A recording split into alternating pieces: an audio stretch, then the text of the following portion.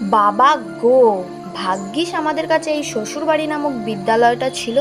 না হলে তো আমরা মেয়েরা জানতেই পারতাম না যে আমাদের এত দোষ। শ্বশুরবাড়িটা এমন একটা বিদ্যালয় না, যেখানে তোমার শিক্ষার কোনো শেষ নেই, আর শিক্ষকের তো অভাবই নেই। আর একটা কথা মেয়েদের বলে রাখছি, শোনো।